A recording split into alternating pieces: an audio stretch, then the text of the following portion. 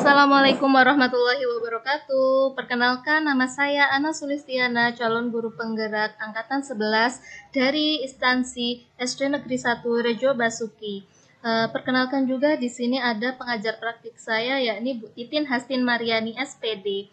Kemudian ada Bapak fasilitator saya, Bapak Samsul Hadi An-Nur. Di sini saya akan memaparkan materi aksi nyata modul 1.4 mengenai menyebarkan pemahaman dan penerapan budaya positif yang nantinya akan saya paparkan materinya kepada Bapak Ibu Dewan Guru di sekolah saya.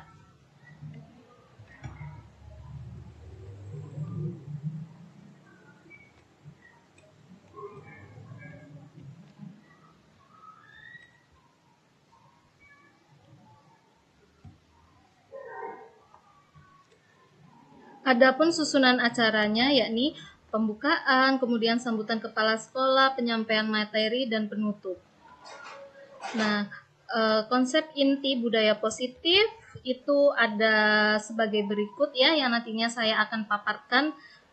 Ada perubahan paradigma, disiplin positif, nilai-nilai kebijakan, kebutuhan dasar manusia, motivasi perilaku manusia, posisi kontrol, keyakinan kelas, dan segitiga restitusi.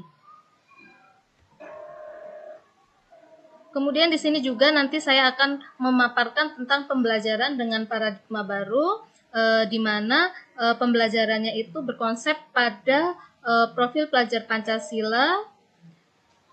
Salah satunya ada beriman dan bertakwa kepada Tuhan Yang Maha Esa dan berakhlak mulia, berkebinekaan global, gotong royong, kreatif, bernalar kritis, dan mandiri. Nah, kemudian juga ada miskonsepsi tentang teori kontrol, kemudian mengubah paradigma stimulus respon ke pendekatan teori kontrol. Kemudian ada disiplin positif, di mana disiplin positif itu adalah suatu kegiatan yang membudaya, yang kegiatannya itu selalu dilakukan berulang-ulang untuk anak-anak, sehingga kegiatan yang berulang-ulang tersebut yang kegiatannya positif itu dapat tertanam dengan sendirinya ya. Disiplin berasal dari kata disiplina yang artinya belajar ya. Disiplin positif merupakan salah satu cara penerapan disiplin yang bertujuan untuk menumbuhkan kesadaran serta memberdayakan peserta didik tanpa imbalan penghargaan, ancaman, atau hukuman. Nanti kita juga akan bahas ini pada materi ya. Kemudian nilai-nilai kebijakan. Nah, ada profil pelajar Pancasila, kemudian berdasarkan PJP, dan berdasarkan life skill.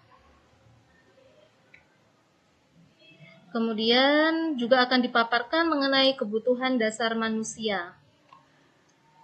Nah, ada 5 kebutuhan dasar manusia, di mana ada bertahan hidup, yang kedua kasih sayang dan rasa terima kasih, kemudian yang ketiga penguasaan, yang keempat ada kebebasan, dan yang kelima itu ada kesenangan.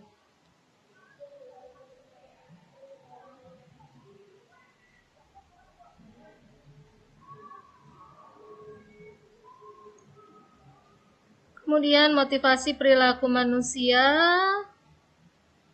ya, di mana motivasi perilaku manusia ini untuk melakukan 3 hal, yakni untuk menghindari ketidaknyamanan atau hukuman, kemudian untuk mendapatkan imbalan, penghargaan dari orang lain, kemudian untuk menjadi orang yang mereka inginkan dan menghargai diri sendiri dengan nilai-nilai yang mereka miliki.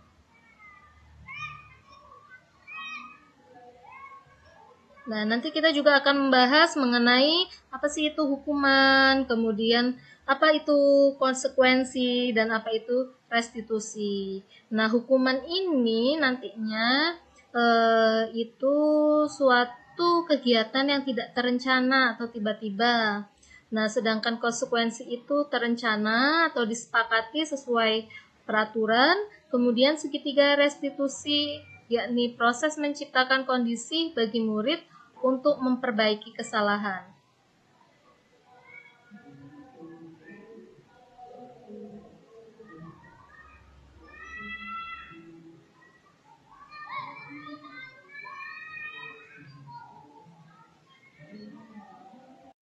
Adapun 5 posisi kontrol guru, yakni sebagai penghukum, kemudian ada pembuat rasa bersalah, kemudian ada teman, kemudian ada pemantau, kemudian ada manajer. Nah, kita sebagai guru ini harus bertindak sebagai apa nih? Sebagai posisi kontrol. Nanti kita juga akan bahas pada pertemuan di aksi nyata ya. Nah, kemudian ada contoh penerapan 5 posisi kontrol guru. Kasusnya nanti ada siswa yang tidak memakai atribut lengkap saat upacara bendera. Kemudian di mana siswa disuruh hormat pada bendera selama 1 jam, atau berapa kali ibu atau bapak harus memberitahu kamu selalu saja mengecewakan ibu atau bapak.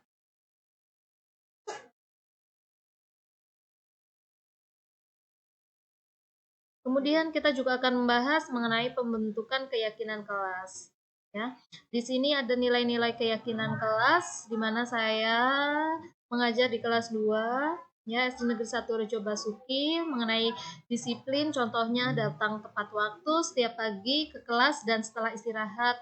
Kemudian ada tugas bertanggung jawab, menyelesaikan tiap tugas, dan selesai tepat waktu. Kemudian tertib, memakai seragam, dan menjaga ketertiban selama pelajaran.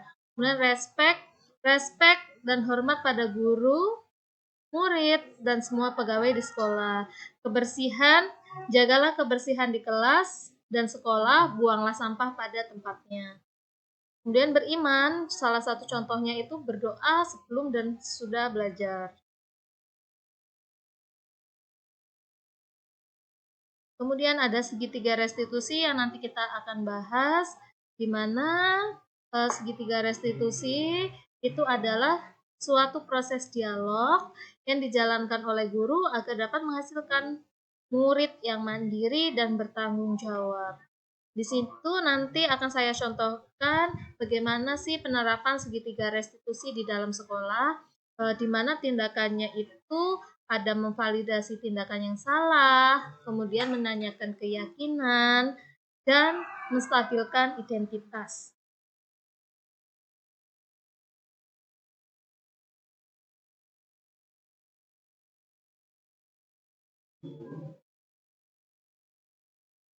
Validasi tindakan yang salah, contoh kata-katanya salah satunya ada kamu pasti punya alasan mengapa kamu melakukan hal itu, padahal kamu bisa melakukannya yang lebih buruk dari ini ya. Kemudian ada kamu patut bangga karena telah melindungi sesuatu yang penting buatmu. Kemudian ada kamu mampu melakukannya karena mempertahankan sesuatu yang penting bagimu. Ini contoh kasusnya yang nanti akan kita bahas.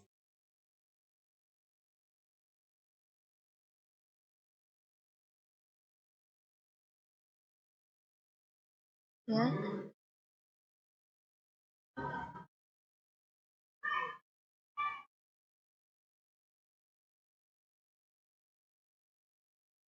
Ada guru matematika dan wali kelas 8, Ibu Santi sakit sehingga tidak dapat masuk dan mengajar. Akhirnya dicarikan guru pengganti Ibu Eni. Ibu Eni baru 2 tahun menjadi guru SMP. Beberapa murid perempuan, Vivi dan Natali, mengetahui hal ini dan mulai menggunakan kesempatan dan bersikap seenaknya, tertawa dan tidak mengindahkan kehadiran Ibu Eni. Ibu Eni mencoba menyapa Vivi dan Natali dengan ramah, sambil mengingatkan mereka untuk tetap fokus pada pengajaran tugas. Ayolah, tugas dikerjakan. Nanti ibu tegur Bapak Kepala Sekolah kalau kalian tidak mengerjakan tugas. Tolong bantu ibu ya. Namun, Vivi dan Natali malah jadi tertawa. Ah, ibu, santai saja ibu. Mereka tetap tidak mengerjakan tugas, malah mengobrol. Keesokan harinya, Ibu Santi memanggil Vivi dan Natali serta menanyakan tentang laporan Ibu Eni.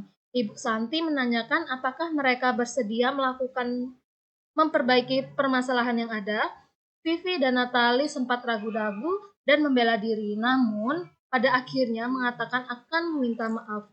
Ibu Santi menanggapi bahwa tindakan itu boleh saja dilakukan bila mereka sungguh-sungguh ingin meminta maaf. Namun Ibu Santi menanyakan kembali, Apa yang mereka bisa lakukan untuk menggantikan rasa tidak hormat Ibu Santi?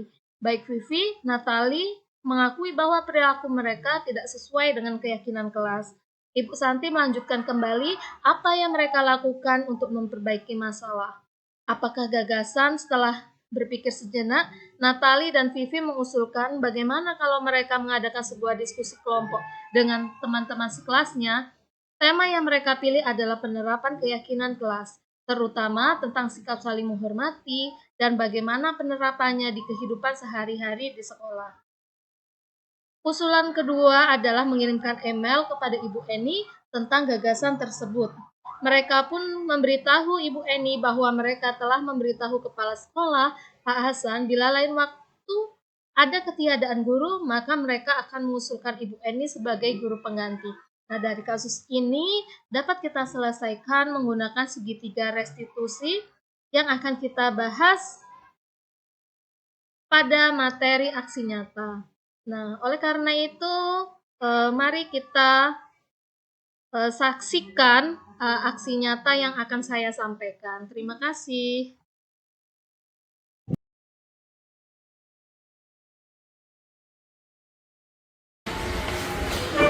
Bismillahirrahmanirrahim. Assalamualaikum warahmatullahi wabarakatuh. Alhamdulillahirabbil alamin wa bihi nasta'inu ala umuri waddin wassalatu wassalamu ala asrofil anbiya'i wal mursalin wa ala alihi wa sahbihi ajma'in amma ba'du. Yang saya hormati Ibu Kepala Sekolah SD Negeri 1 Rejo Basuki Ibu Dwi Aryani, yang saya hormati Bapak Ibu Dewan Guru SD Negeri 1 Rejo Basuki. Pertama-tama marilah kita panjatkan puji syukur kehadirat Allah Subhanahu wa taala yang mana telah melimpahkan rahmat serta hidayahnya sehingga kita semua dapat berkumpul pada siang hari ini dalam keadaan sehat walafiat. Shalawat serta salam tak lupa kita sanjungkan kepada junjungan kita Nabi besar Nabi Muhammad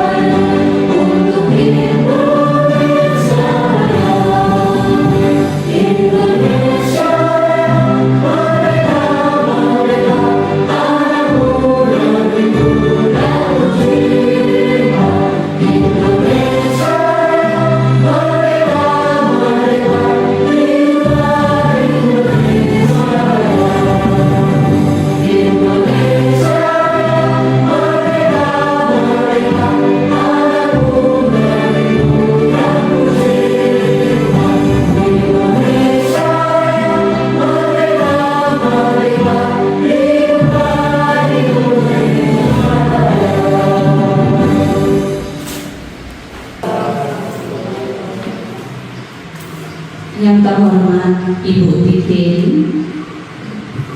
Titin Hastin Mariani SPD sebagai pendampingnya Ibu Ana Sulistiana. Kemudian yang terhormat untuk Bapak Ibu Dewan Murid SD 1 Rejo Basuki. Puji syukur kehadiran Allah Subhanahu wa Ta'ala yang telah memberikan rahmat serta hidayahnya sehingga kita bisa berkumpul dalam keadaan sehat walafiat. Salawat beserta salam semoga selalu tercurah kepada junjungan kita, yaitu Nabi Muhammad SAW, yang kita harapkan syafaatnya kelak di yaumil akhir. Baik Bapak Ibu, terima kasih untuk Ibu kita sebagai pembawa acara yang telah memberikan waktunya kepada saya. Sesuai dengan acara hari ini, yaitu aksi nyata modul 1.4 menyebarkan pemahaman dan penerapan budaya positif yang dipaparkan nanti oleh Ibu Ana Sulistiana. Saya tidak akan membahas banyak, cuman setahu saya budaya positif yang akan disampaikan atau dipaparkan oleh Ibu Ana Sulistiana nanti itu adalah hal-hal atau kebiasaan yang baik nanti yang akan ditanamkan pembiasaan kepada siswa-siswi kita. Bapak Ibu, kita sebagai Dewan Guru itu memang bertugas tidak hanya menyampaikan materi apa yang kita punya disampaikan ke anak-anak, bukan itu saja, kita juga membentuk karakter anak-anak dengan budaya-budaya yang positif. Nah, salah satunya misalkan kebiasaan yang baik untuk misalnya ketika anak salah itu menyampaikan maaf, kemudian ketika tidak mengerjakan tugas misalnya diberikan sanksi itu mau menerima dan melaksanakan untuk berikutnya agar tidak melanggar. Itu adalah salah satu contoh-contoh budaya positif. Nah, hal-hal seperti ini nanti itu akan menjadikan selain dapat ilmu, anak-anak akan terbiasa dengan hal-hal baik yang kita ajarkan dari sekolah, itu akan membawa hal baik juga pada kehidupannya, baik itu di sekolah maupun di rumah. Nah Bapak Ibu, dengan adanya salah satu program CBP ini di modul budaya 1.4 budaya positif ini, semoga nanti kita bisa sama-sama berkolaborasi tentunya dengan Bu Ana juga, karena memang sudah diberi bekal yang lebih. Nanti kita bisa bekerja sama bagaimana budaya-budaya positif yang akan kita kembangkan di sekolah kita itu agar berdampak pada anak-anak didik kita, membentuk karakter mereka berbudaya positif. Nah Bapak Ibu, semoga bermanfaat dari penyampaian nanti dari Bu Ana. Untuk saya sendiri, saya akhiri, kurang lebihnya saya mohon maaf. Assalamualaikum warahmatullahi wabarakatuh.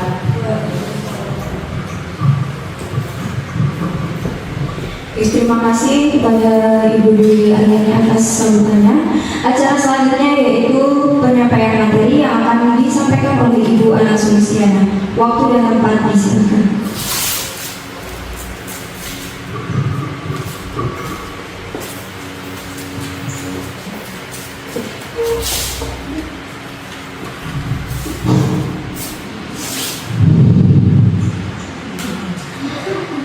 Assalamualaikum warahmatullahi wabarakatuh. Alhamdulillahirabbil alamin. Wassalatu wassalamu ala asrofil anbiya'i wal mursalin wa ala alihi washabihi ajmain. Amma ba'du. Asyhadu an la ilaha illallah wa asyhadu anna Muhammadar Rasulullah. Kepada yang terhormat Ibu Kepala Sekolah SD Negeri 1 Rejo Basuki, Ibu Dwi Ariani SPD, kemudian Bapak Ibu Dewan Guru SD Negeri 1 Rejo Basuki yang saya hormati. Puji syukur kehadirat Allah Subhanahu wa Ta'ala karena melimpahkan rahmat serta hidayahnya sehingga kita bisa berkumpul dalam kegiatan siang ini dalam aksi nyata modul 1.4. Salawat seiring salam tercurahkan kepada Nabi Agung Muhammad, karena suri teladannya kita diajak dari zaman yang gelap menuju zaman yang terang benderang.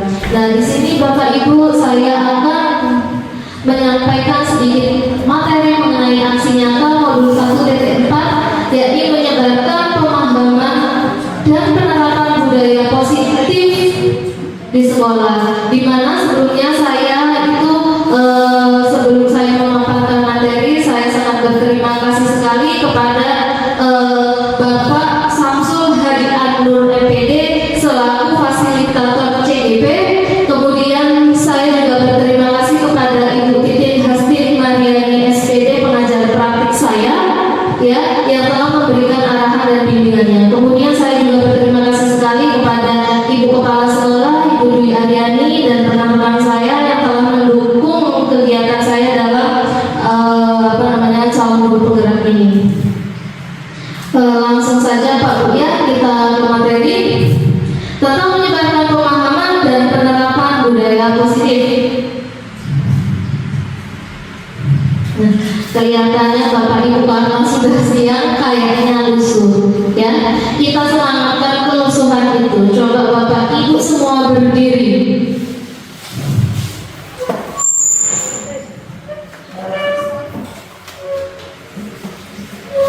Ya, clue-nya, perintahnya ikuti apa kata-kata saya ya, ikuti kata-kata saya ya. Ketika tangan ke depan, maka semuanya tangan ke depan. Yuk Pak Bu, tangan ke depan, tangan ke atas, tangan ke bawah, tangan ke bawah.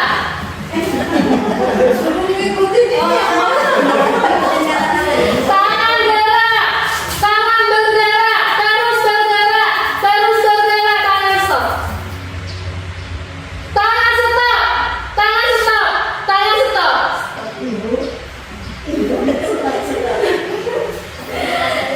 Tangan ke atas.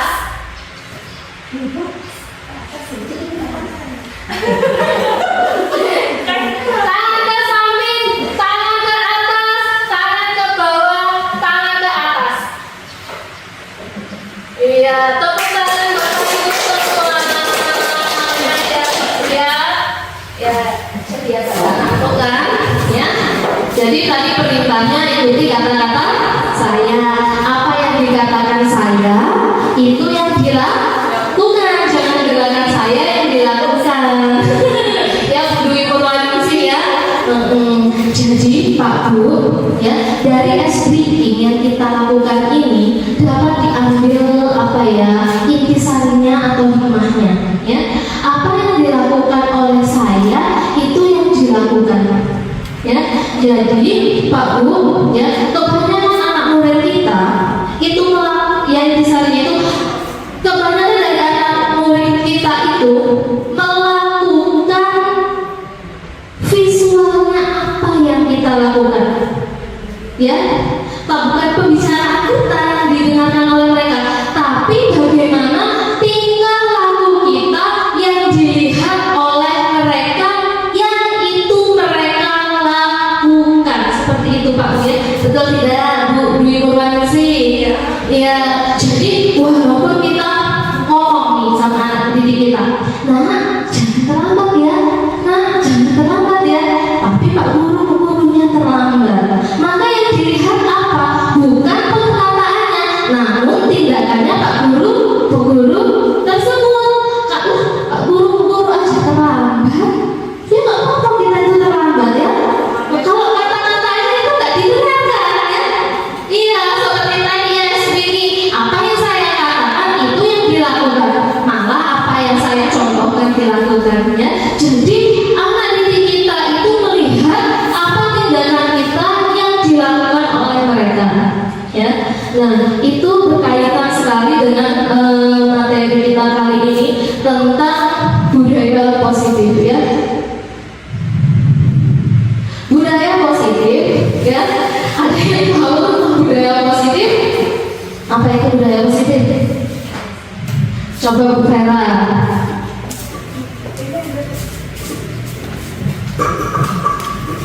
Budaya positif, kalau dari cuplikan tadi dari Ibu Kepala Sekolah yang saya tangkap bahwa budaya positif adalah suatu kebiasaan yang baik yang bisa kita contohkan ke anak-anak, yang nantinya anak-anak itu bisa mengaplikasikannya dalam kehidupan sehari-hari seperti itu. Iya.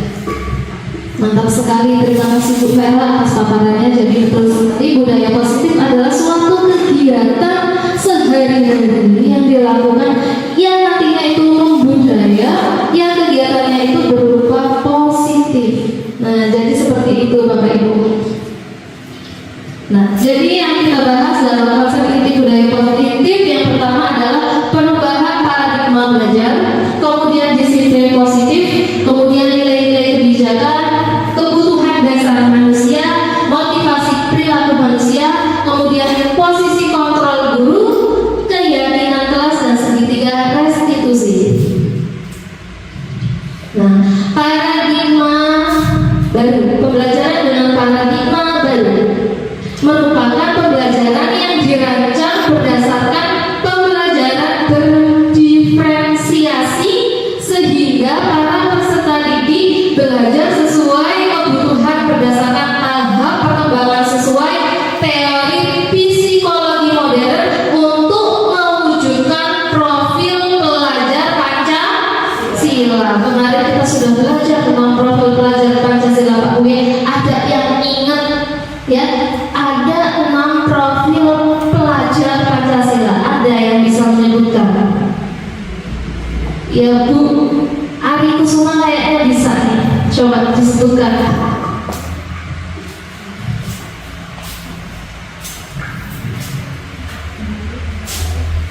Mandiri, kreatif, dan berani. Bertanggung jawab. Iya. Bagus sekali ya. Yang disebutkan Bu Ari Kusuma betul sekali ya, tapi kita bisa mengingatnya lebih mudah ya, bisa kita terapkan dalam murid-murid kita ya, bisa dilakukan dengan lagu, bisa Bu ya.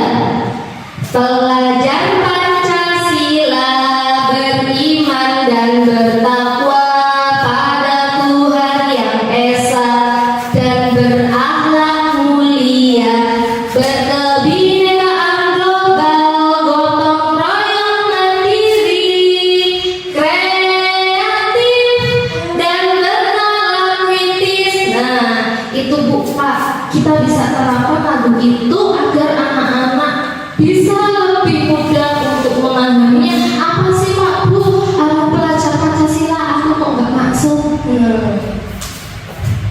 Lanjut tentang miskonsepsi tentang teori kontrol ya Pak Bu. Jadi kita untuk mengontrol murid itu ada beberapa teorinya yang tentang ilustrasi mengontrol murid, kemudian ilustrasi bahwa semua penguatan positif, efektif, dan bermanfaat. Kemudian ilustrasi bahwa kritik dan membuat rasa bersalah mampu menguatkan karakter. Kemudian ilustrasi bahwa orang dewasa berhak untuk memaksa. Ya, kalau itu kegiatannya positif, kita boleh memaksa sedikit ya. Contohnya misalkan biar anak itu terbiasa dengan sholat subuh. Awalnya apa Pak Bu? Awalnya dibanguni. Nah, bangun. Males sama. Nah, bangun. Nah, bangun. Lama-lama apa yang kita bicara menjadi kebiasaan mereka. Dan mereka tanpa disuruh nantinya itu akan bergerak sendiri tanpa dibangunin. Nanti anak itu tertanam budaya untuk bangun sendiri, sholat subuh sendiri. Begitu pun dengan teori kontrol ini ya, kita boleh memaksa anak. Nah, belajar nanti akhirnya dia belajar sendiri ya. Kemudian mengubah paradigma, stimulus respon ke pendekatan teori kontrol. Ya, yang pertama stimulus respon tentang dunia. Yang pertama realitas, kebutuhan kita sama. Sedangkan teori kontrolnya realitas kebutuhan kita itu berbeda. Jadi kebutuhan anak itu tidak sama Pak Bu. Berdasarkan teori kontrol ya, kebutuhan atau potensi yang dimiliki anak itu berbeda-beda. Jadi takaran Kemudian semua orang melihat hal yang sama. Padahal dalam teori kontrol, setiap orang memiliki gambaran yang berbeda-beda. Ya, mungkin bisa menilai kita, wah kita ini orangnya judes, tapi pihak lain ada yang memandang tidak. Ya. Kemudian kita mencoba merubah orang agar berpandangan sama dengan kita. Di konsep teori kontrol, kita berusaha memahami pandangan orang lain tentang dunia. Kemudian perilaku buruk dilihat sebagai suatu kesalahan. Anak gak bisa matematika, wah salah kamu, kok gak bisa, kita paksa, itu salah. Tapi menurut teori kontrol, ya, semua perilaku itu memiliki tujuan. Mungkin anak lambat berhitung, tujuannya itu karena kamu gak bisa, dia belajar dulu, jadi jangan dicas kamu gak bisa, seperti itu Bu. Kemudian orang lain bisa mengontrol saya. Di teori kontrol hanya Anda yang bisa mengontrol diri Anda sendiri.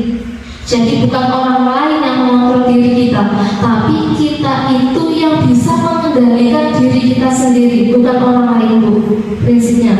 Kemudian saya bisa mengontrol orang lain.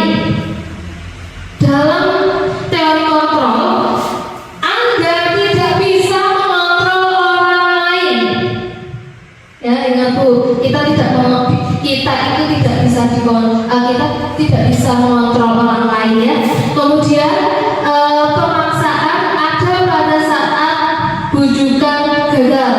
Kalau dalam teori kontrol, kolaborasi dari konsensus menciptakan pilihan-pilihan. Kemudian yang terakhir, model berpikir menang. Kemudian di teori kontrolnya model berpikir, kalau dalam teori dunia ya, model berpikirnya itu ada yang menang, ada yang kalah. Itu. Tapi kalau dalam teori kontrol, menang-menang. Jadi tidak ada orang yang lemah. Seperti itu Bu.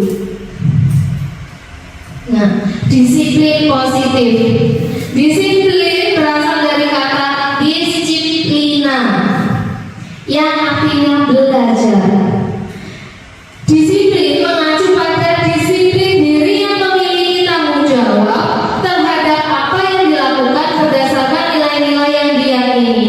Disiplin positif ini merupakan salah satu cara penerapan disiplin yang bertujuan untuk menumbuhkan kesadaran serta memberdayakan peserta didik tanpa imbalan, penghargaan, ancaman atau hukuman. Jadi membudaya. Sebagai pendidik, tujuan kita adalah mencapai peserta didik yang memiliki disiplin diri sehingga mereka berperilaku mengacu kepada nilai-nilai kebijakan, kemudian universal, dan memiliki motivasi intrinsik dalam perubahan perilaku ke arah yang lebih baik. Nah, kemudian nilai-nilai kebijakannya,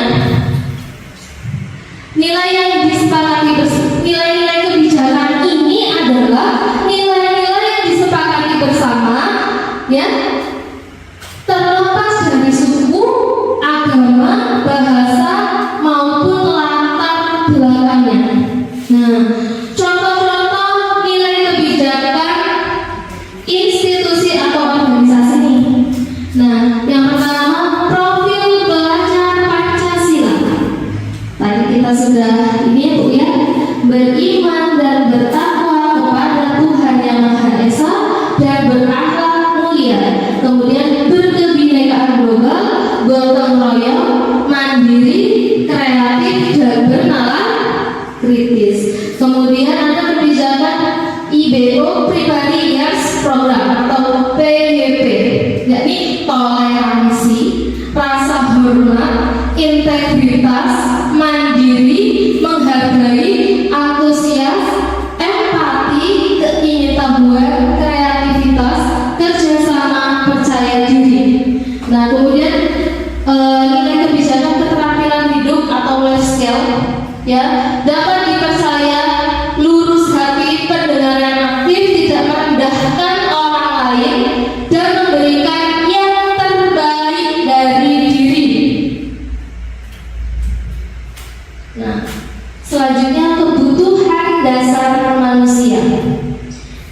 Jadi itu kita itu sebagai manusia punya kebutuhan dasar. Apa itu kebutuhan dasar?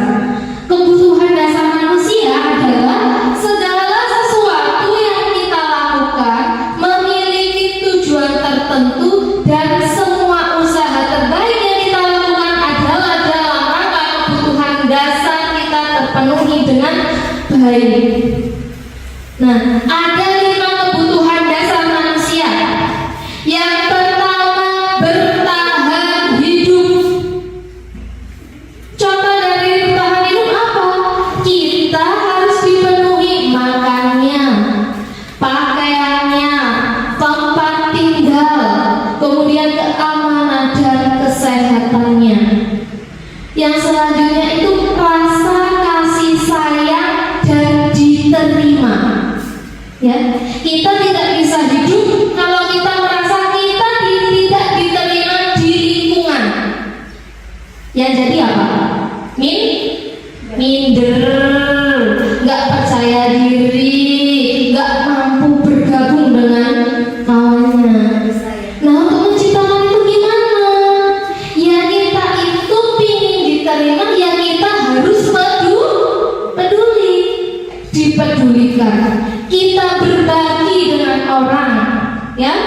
Kemudian kerjasama, kemudian menjadi bagian dalam kelompok. Kemudian yang ketiga, penguasaan. Harga diri, keinginan untuk dianggap memimpin, berprestasi, diakui dan didengar. Ya, kita juga ingin penguasaan dalam hidup kita ini, ya. Kemudian kebebasan. Ya, anak dalam belajar itu kita tidak boleh mengekang, dikekang. Kamu harus ini, itu. Ya. Padahal mereka ada kebutuhan kebebasan. Berikanlah mereka untuk bereksplorasi diri. Biar apa, Pak Bu? Anak tidak merasakan kejenuhan, ya. Nah, ini apa? Mandiri, memiliki pilihan. Anak itu disuruh memilih, ya, mencoba hal-hal yang baru, ya. Kalau materi IPA mungkin bisa kita start di lapangan. Gak harus terus anak suruh mengeksplorasi ke keluar, ya. Kemudian mampu mengendalikan arah dirinya. Kemudian yang terakhir ini kesenangan. Kita hidup butuh kesenangan juga. Anak juga seperti itu. Anak juga butuh kesenangan. Apa kesenangan anak? Ya, ini ada kalanya kita bermain, kita berhumor, kemudian antusiasisme dan tertawa. Ada kalanya, tapi Bapak Ibu, ada kalanya kita itu bertindak itu serius, ya. Ada kalanya kita itu juga sebagai humoris, biar anak itu senang, ya, dan tertawa seperti itu. Kemudian motivasi perilaku manusia. Nah, ini ada motivasi intrinsik, berarti yang ada di dalam diri. Nah, yang pertama itu untuk menghindari ketidaknyamanan atau hukuman. Kedua, untuk mendapatkan imbalan atau penghargaan dari orang lain.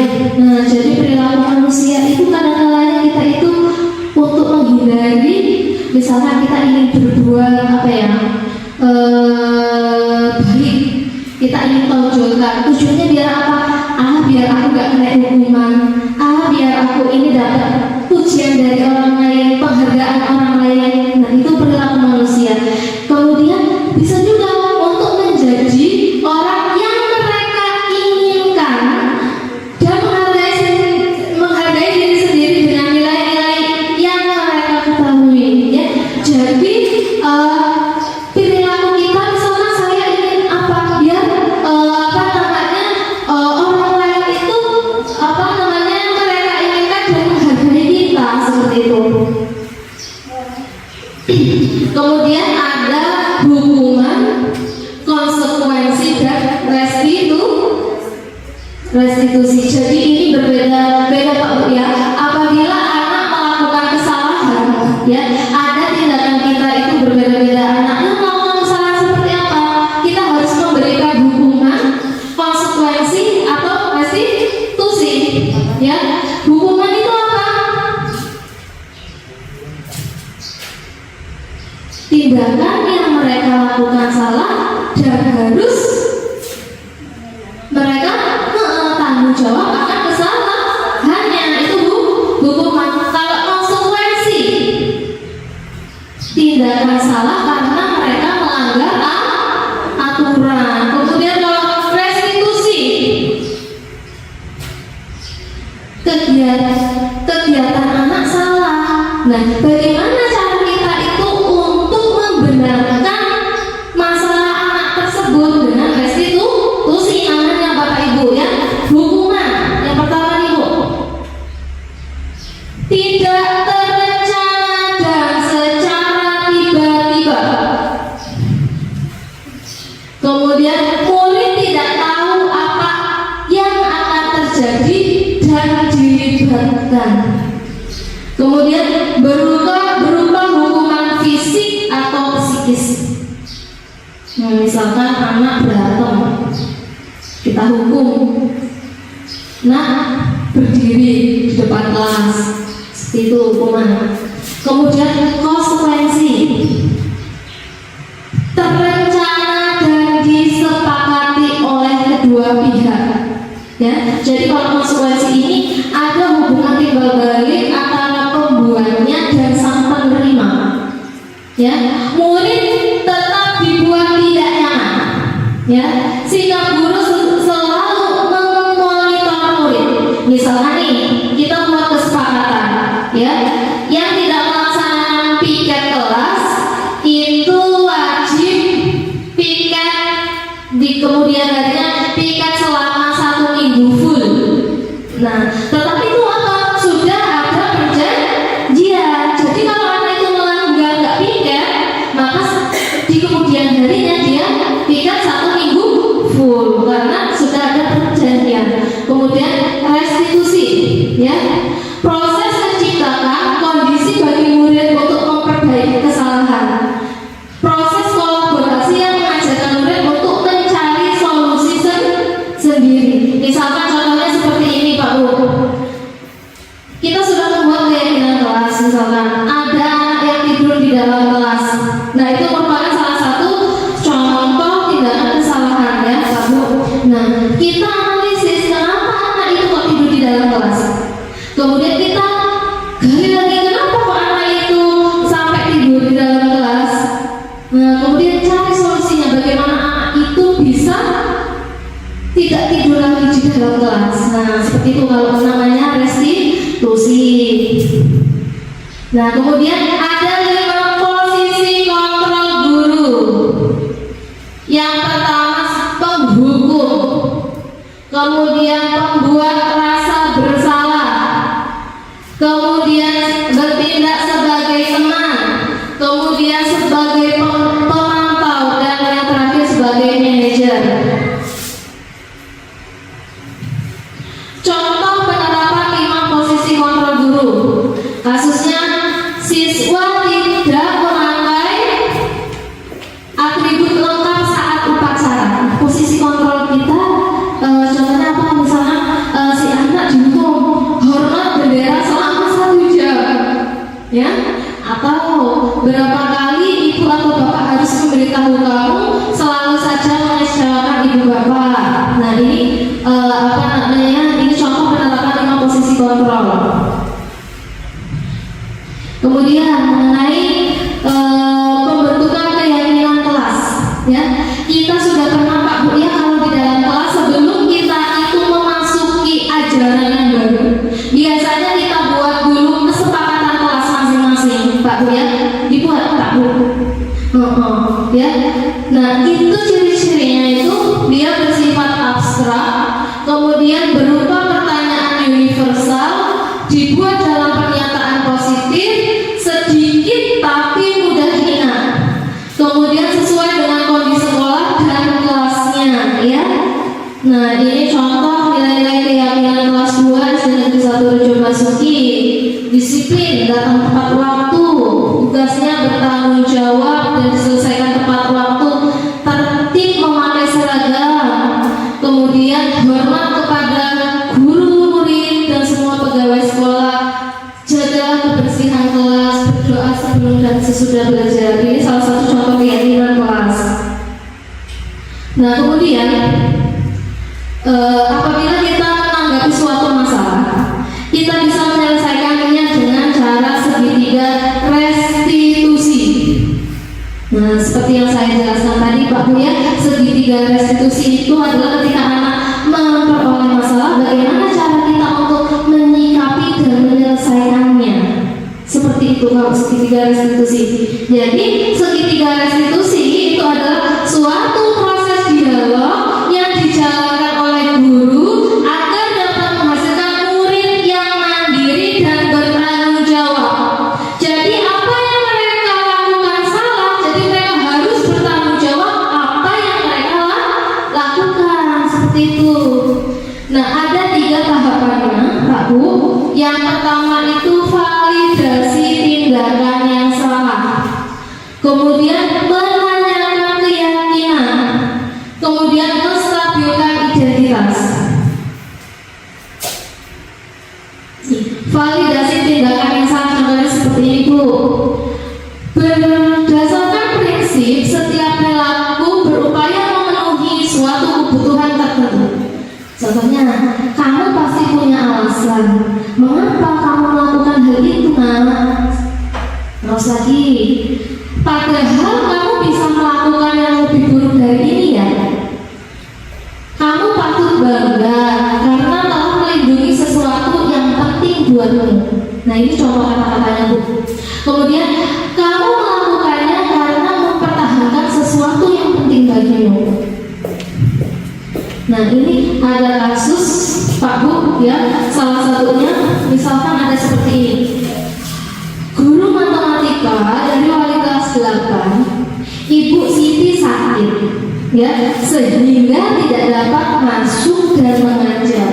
Akhirnya dicarikan guru pengganti yakni Ibu Eni. Ya.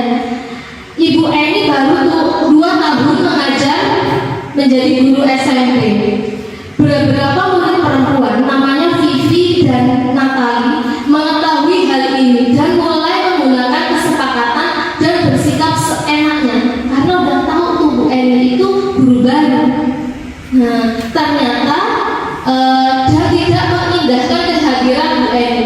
Ibu Eni mencoba menyapa Vivi dan Natali dengan ramah sambil mengingatkan mereka untuk tetap fokus pada pengerjaan tugas. Ayolah, tugasnya dikerjakan, nanti Ibu tegur Bapak Kepala Sekolah atau kalian tidak kerjakan tugas, tolong bantu Ibu ya. Namun Vivi dan Natali malah jadi tertawa. Ibu, santai saja Bu, mereka tetap tidak mengerjakan tugas dan malah ngobrol seenaknya ya, Natali dan Vivi ini. Nah, keesokan harinya Ibu Santi memanggil Vivi dan Natali serta menanyakan tentang laporan Ibu Eni. Ibu Santi menanyakan apakah mereka bersedia melakukan atau memperbaiki permasalahannya saja. Vivi dan Natali sempat ragu-ragu dan membela diri, namun pada akhirnya mengatakan akan meminta maaf. Ibu Santi menanggapi bahwa tindakan itu boleh saja dilakukan mereka dengan sungguh-sungguh ingin meminta maaf. Namun Ibu Santi menanyakan kembali apa yang mereka bisa lakukan untuk menggantikan rasa tidak hormat kepada Ibu Santi. Baik Vivi maupun Natali mengakui bahwa perilaku mereka tidak sesuai dengan keyakinan kelas. Ya, Ibu Santi melanjutkan kembali apa yang mereka lakukan untuk memperbaiki masalah. Apakah ada gagasan? Setelah berpikir sejenak, Natali dan Vivi mengusulkan bagaimana kalau mereka mengadakan sebuah diskusi dengan teman sekelasnya. Tema yang mereka pilih adalah penerapan keyakinan kelas, terutama tentang sikap saling menghormati dan bagaimana penerapannya di kehidupan sehari-hari di sekolah. Usulan kedua adalah mengirimkan email kepada Ibu Santi Eni tentang gagasan mereka tersebut. Mereka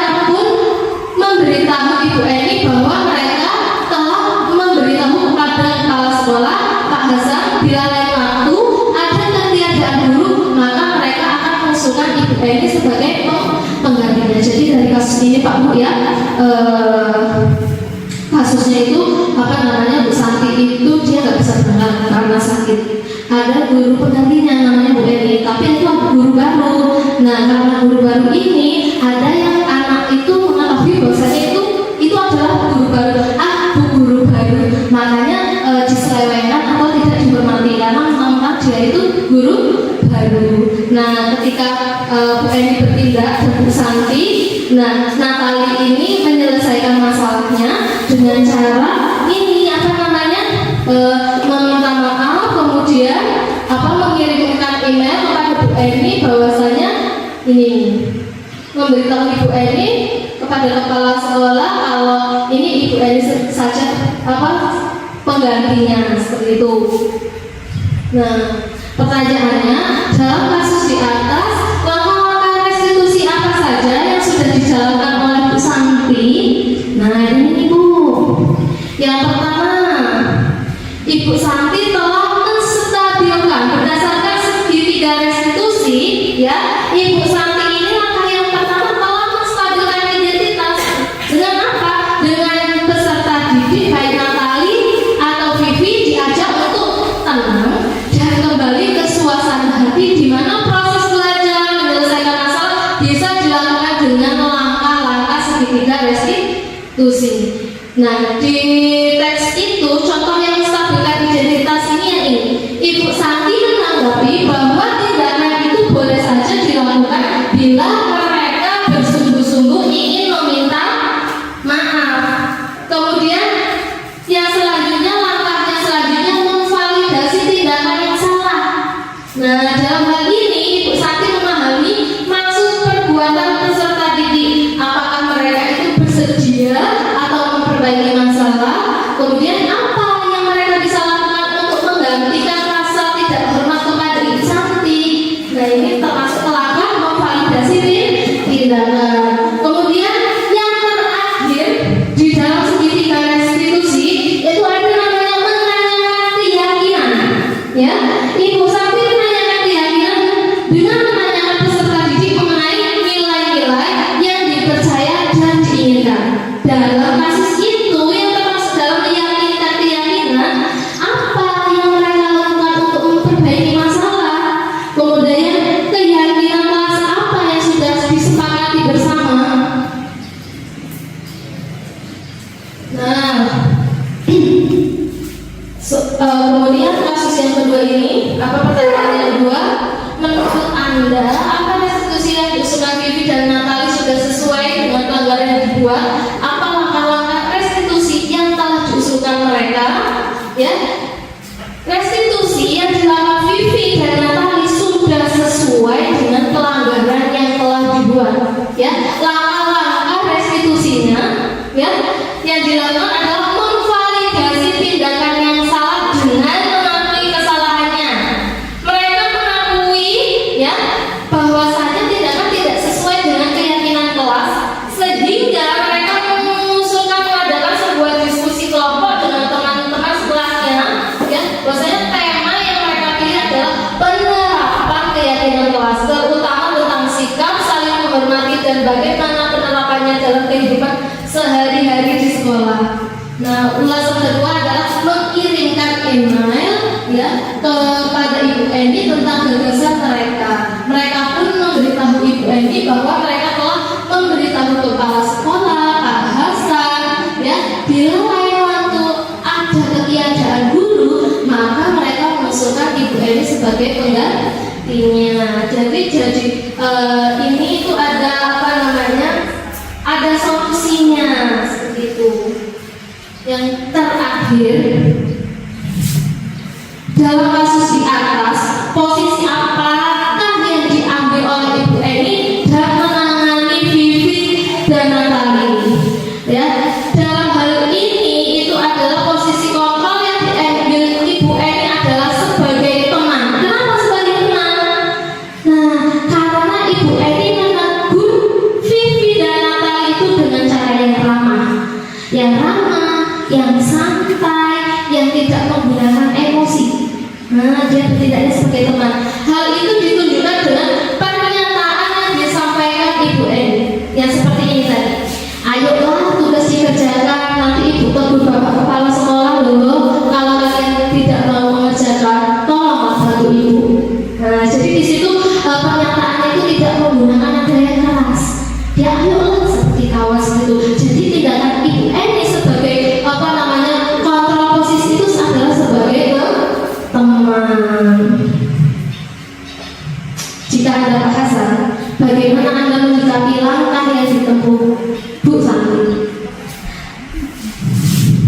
Saya sangat menyetujui, mendukung, dan mengapresiasi langkah Ibu Samini karena sudah melakukan budaya positif dengan menerapkan segitiga restitusi dan memposisikan dirinya sebagai manajer.